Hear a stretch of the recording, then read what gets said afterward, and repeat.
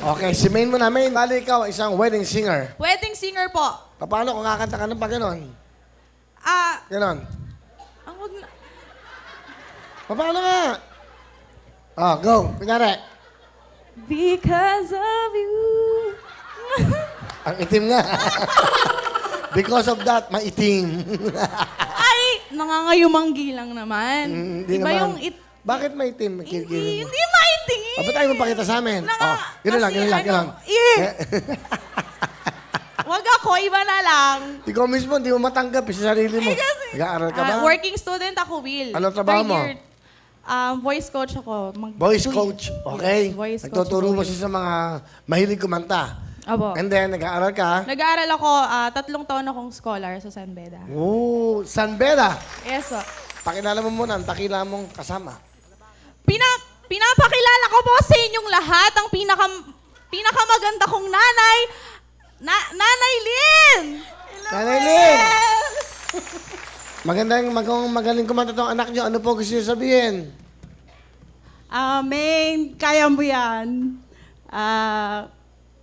Basta mahal kita. At saka, kahit mayroon ka ng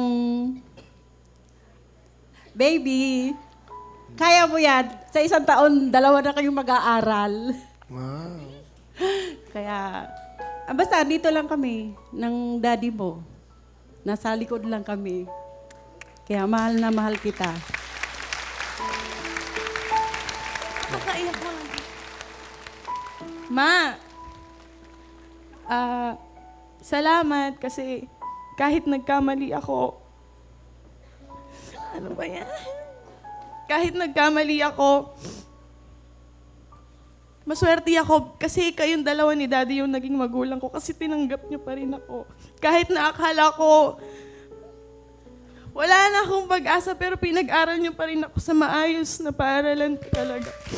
Hindi ko alam kung paano ko masusuklian pero pangako ko magtatapos ako.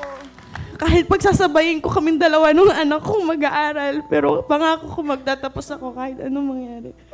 Salamat, Ma. Mahal na mahal kita. Salamat. Okay lang. Swerte ka nga. May magulang kang ang tama ka, tinanggap ka. Ilan taon na yung baby mo? 3 taon na po yung anak ko, Will. Ikaw ba'y kasal? Ay, wala pa akong asa. Wala pa. Hindi kayo nagkasama. Hindi po. Kaya kahit na may kahihiyan, pinili ko na buhayin yung anak ko, isakripisyo yung karir ko, pag-aaral ko. Bilang isang ina na lang din. Ano yung isipin kahiyan yan? Di ba? Ilan taon ka ba nung ikaw? 17 ho ako. Okay lang yun. Ganun talaga ang buhay. Hindi yan kinahihiya. Lalong-lalo na, baby mo yan. Ikaw ba kinahiya ka ba ng magulang mo? Hindi Siyempre naman. hindi. O yan nga. Kili-kili mo lang, ikahiya mo. Di ba? Okay lang yan. Kahit kili-kili mo, ikahiya, kili-kili mo yan. Show it. Yan. Mainggit Saka kayo. na, pag Pag okay na. madamo. Madam mo ba? Oo, madam. Wow. Akin na may grass cutter. Okay lang yan. Salamat po, nanay, ha. Salamat sa inyo. Thank you po, Will. Mm.